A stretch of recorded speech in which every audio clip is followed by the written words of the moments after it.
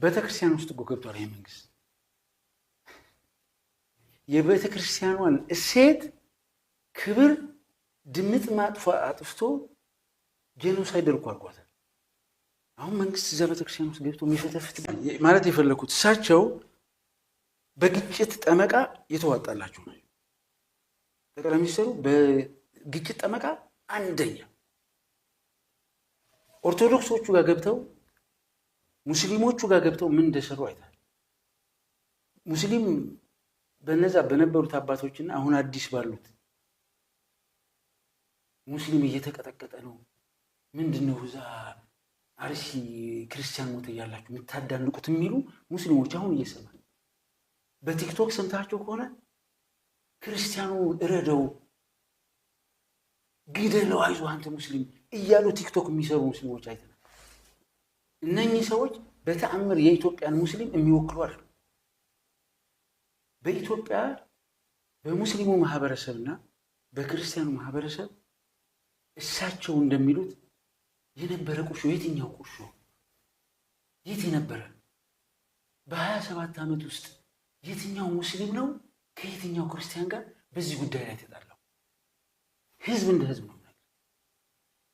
እሺ አለ ብለን እናስብ፣ ቁርሾ አለ ብለን ማናስብ። አንተ ግን መሪ ነህ። ይህን ቁርሾውን ነው ቤንዚን እየጨመርክ ክርስቲያንና እስላም እንደ ማህበረሰብ እንዲባላ ቤንዚን የምትጨምረው ወይስ ከነዛ ከነበሩን መልካም እሴቶች አንዷን መዝህ አምጥተህ ነው እኛ እኮ እንደዚህ ነን ነው የምትለው? ታስታውሳለህ? ጠቅላይ ሚኒስትር መለስ ዜናዊ ፓርላማ ላይ ቀርበው ስለ ሙስሊሙና ስለ ክርስቲያን ሲጠየቁ አንድ የወሎ ወዳጄ አንድ ጫወታ አጫውተው ነበር ብሎ ክርስቲያኖቹ ድርቆ ሆኖባቸው ሊሰደዱ ነው። ከዛ ታቦታቸውን ይዘው መሄድ ፈለጉ። ከዛ እዛ የሚኖሩት ሙስሊም ማህበረሰብ ምን ሆናችሁ ነው? ወዴት ልትሄዱ ነው? አልገባንም እኮ አይ ችግር ውስጥ ነው ያለ ነው። ስለቸገረን ስደት ልንሄድ ፈለግን። ስለዚህ ስደት ልንሄድ ከሆነ ታቦታችንን ይዘን ነው የምንሄደው አሏቸው። እንዴ ይሄ ታቦት እኮ የእናንተ ብቻ እኮ አይደለም፣ የእኛም ሀብት እኮ ነው። እኛን የሚያሳደግ ነው። እኛ ምን የተከልነው እኮ ይሄ መስጊድ እኮ የእኛ ብቻ አይደለም የእናንተም ነው። አየህ ልባም መሪ ስንጥቅ ሲፈጠር በዚህ ነው የሚደፍነው።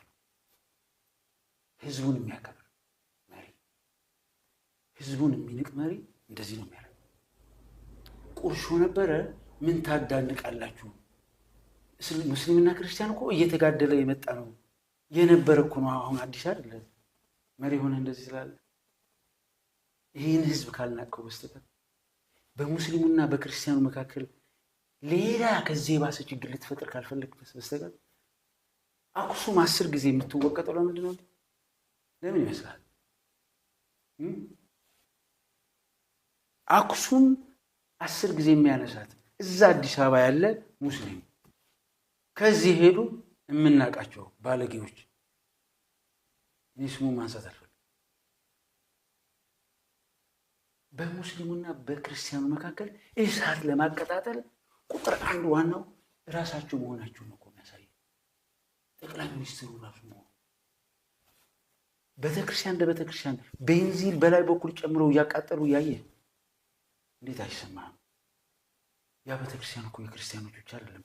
ልክ መለስ እንደነገረ እንደነዛ ወሎዮች እንደነዛ ተከባብሮ መስጊድ የኛ ነው መስጊድ ሲሰሩ አንድ ላይ ቤተክርስቲያን ሲሰሩ አንድ ላይ ከእንጨትም ብርም አዋጥተው ቆርቆሮ ገዝተው ሲሚንቶ ገዝተው ድንጋይ ተሸክመው የሚሰሩ ይሄ ክብር ይሄ ተዋዶ የመኖር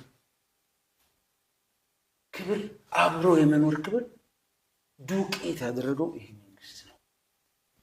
የእምነት ተቋማት ውስጥ እጁን አስገብቶ በመስጊድ ውስጥ ያሉ አባትና ልጅ እንዳይናበቡ ያደረገ፣ በኢትዮጵያ ኦርቶዶክስ ተዋሕዶ ቤተክርስቲያን እንዳይናበቡ ያደረገ።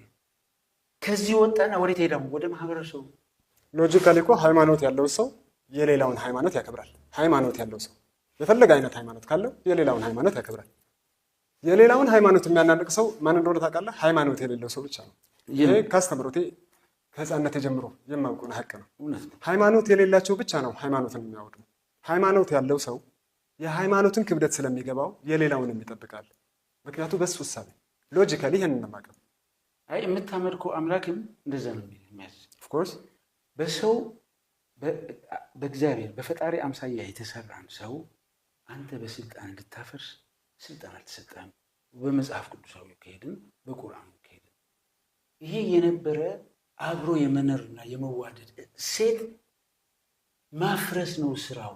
እንዳልከው ይሄ የኦህዴድ ብልጽግና ፕሮስፔሪቲ ጎስፕል ሃይማኖት የለውም። ኢትዮጵያ ውስጥ እነዚህ ሁለት እምነቶች ትልልቅ እምነቶች ናቸው። ከዛ እነዚህ እምነቶች እንዲፈርሱ ይፈልጋሉ። ይህን ለማፍረስ የተላከ ግለሰብና እሱ ጋር ያሉ ግሩፖች ናቸው። ስለዚህ ጠቅላይ ሚኒስትሩ ፓርላማ ሲመልሱ እንዴት እንደሚያበርዱት እንኳን ነገሩ ነው። ለሞቱት ክርስቲያኖች ለተቃጠለው ቤተክርስቲያን ይቅርታ አልጠየቁም። በሳቸው ስንፍናና ፍላጎት የተፈጸመ መሆኑ ትተው ይሄን ለማስከበር ለሞቱት 8 የጸጥታ ኃይሎች ክብርና ምስጋና፣ ሌላ ጉዳያቸው አይደለም። እሳቸው የሚጠብቅ የጸጥታ ኃይል ብቻ ነው የእሳቸው ክብር። ህዝቡ ሌላው ሀገር ሲል መስዋዕት ከፍለው በጭብጨባ የተዘከረ ሰውም እነሱን ነው የማውቀው። ለመስዋዕትነት ጭብጨባ። አሁን እነዚህ ሰዎች ይሄ የፓርላማው ጠቅላላ የነበረው ውሎ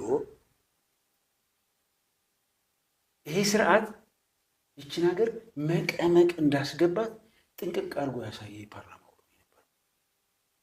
አንጨብጫቢዎቹ ከሃዲዎቹ ከሰው ተራ የወረዱት የዶሮ ስብስቦች ተነስተው ቢያንጨበጭቡ በደሳለኝ ጫኔ የተጠቀለለችውና በፊልድ ማርሻል ብርሃኑ ጁላ እንዲሁም በጀነራል አለምሸት ደግፌ የተነገሩትን አያይዛቸው የዚች ሀገር ትክክለኛ ገጽታ የሶስቱ ሰዎች ንግግር ነው።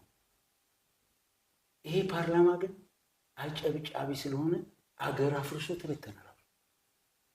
በዚህ በፈረሰች ሀገር እንዴት እንደሚኖር ግን እናየዋለን። ነገ ህዝቡ ጋር ይቀላቅላል። ይሄ ህዝብ እንዴት እየኖረ እንደሆነ ያየዋል። የፓርላማ ውሎ ግን የነገረን ፉከራም አይተናል። እንዲሁም እዛ ንግግራቸው ላይ ሰምተህ ከሆነ የደከመ ሰው ሰነፍ ሰው ፉከራ ነው የሚያበዛው ብሎ 5 ደቂቃ ሳይቆዩ ትግራይ፣ ኤርትራና ሱዳን ሌላም ጨምሮ ቢመጡ ብሎ ሲፎክሩ ሰማናቸው። አሁን የሚፎክር ሰው ደካማና ሰነፍ ከሆነ የእሳቸው ፉከራ ለእኔ የምትነግረኝ መድከማቸውና ሰነፍ መሆናቸው። ይሄ መንግስት አብቅቶለታል፣ ደክሟል፣ ሰንፏል፣ ቀረርቶ ነው። መጨረሻ ላይ አልሰማቸውም እንዴ? እነዚህ መቀሌ ያሉ ሰዎች ሊቀመንበርነቱን የሚፈልጉ ከሆነ ሊቀመንበርነቱን እንሰጣችኋለን፣ ሰላማችን ይስጡን ለደብረጽዮን። ሊቀመንበርነትን የሚሰጥ የሚነሳ የትግራይ ህዝብ አብይ የሚሰጠው ሊቀመንበርነት የሚነሳው ሊቀመንበርነት የለም። አሁንም ያቺ የንግስና ዛር ልጅ የምታናግረው እኔ እንደፈለግኩ ላርጋችሁ ልቀጥቅጣችሁ። ሁሌ ጠቅላይ ሚኒስትሩ እያንዳንዷ ነገር የሚሰራው በስልጣን ሂሳብ።